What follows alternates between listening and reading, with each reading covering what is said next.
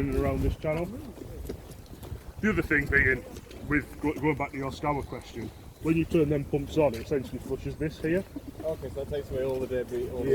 Which gives you a decent hydraulic grade into the Foss Basin at the bed. So that bed then is able to level out. Yeah. So how would, with the amount of silt being so dynamic, how would you be able to check to see if anything significant undermining is going on underneath?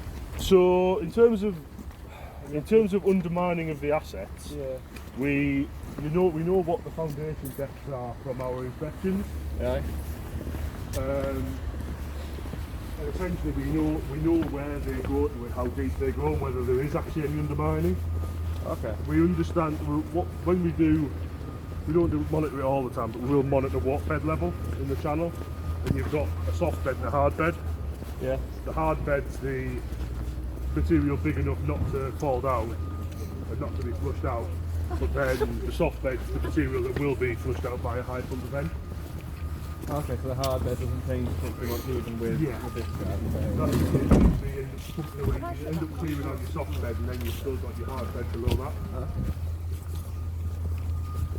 So,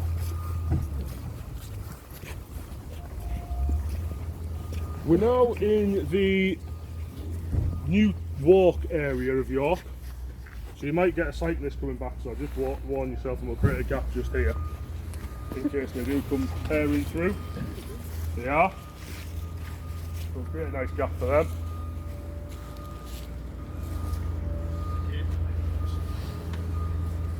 So, as part of the Foss barrier upgrade, it was identified that actually we were going to get a raising of water levels in the Foss itself. The ooze itself, sorry. So, the pump station increasing the discharge rate was going to increase water levels downstream of it. So what we've been doing and we've been supporting the Environment Agency with is understanding what that's going to do in terms of these assets and then what can be done to mitigate the risk, if there is any. Now you can see the structure all the way along here is a retaining wall for the flats above. Now when I first came down here, the nice shiny metal discs on the wall weren't in existence, and that wall was nicely leaning out towards the channel, which it still is to be fair, but they've now put some degree of structural integrity in with the new rock anchors or land anchors. So that defence was identified as it's not owned by anybody per se. No one wants to take responsibility for it, which I can quite readily understand, because if you wanted to replace that and update that, it would cost a fortune, because you have to build a new retaining structure behind that to support the hotel flats, and then you'd want to repair and replace that. Because this is where it is, York Civic Society and the council would want that to remain. It's a heritage, part of the heritage frontage, so they would not want a industrial looking normal structural retaining wall built in its place. That would be extortionately expensive. So we went and did an assessment of all the ingress routes into the community to the rear and identified what could and or couldn't be done to mitigate the risk of these assets. As you go along, keep an eye out for where you think might be an ingress route. Tip, stairs and streets. Any questions? Is that wall actually up for the job? So I'm seeing a lot of mortar loss. Not a chance is it up for its job.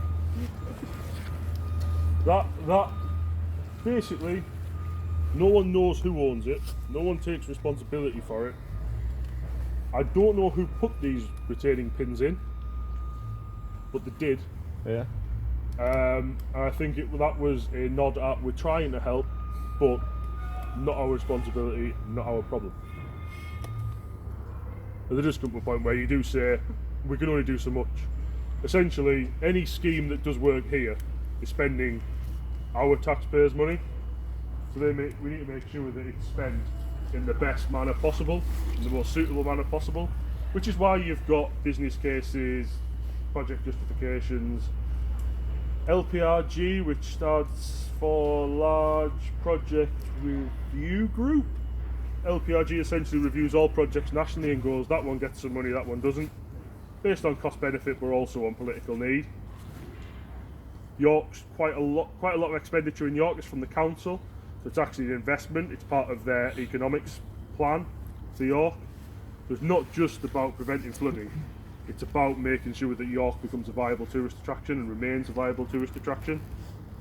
In much the same way as Leeds is. So Leeds Phase 2 flood alleviation scheme, that scheme was developed with a lot of funding from Leeds City Council, because essentially that flood scheme unlocked a large area of the South Bank for redevelopment.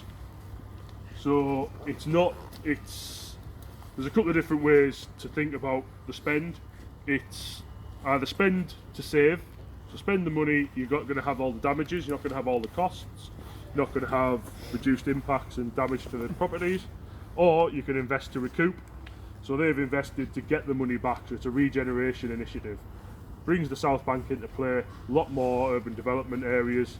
Essentially Leeds is going to double its city centre by 2030, I think, is their current plan. So when you look at a map of Leeds, essentially the inner ring road, all of that's going to be city centre, whereas at the moment it's only half, because there's Naffal on the south of the river, apart from us and a few other offices. Smashing, take a walk along.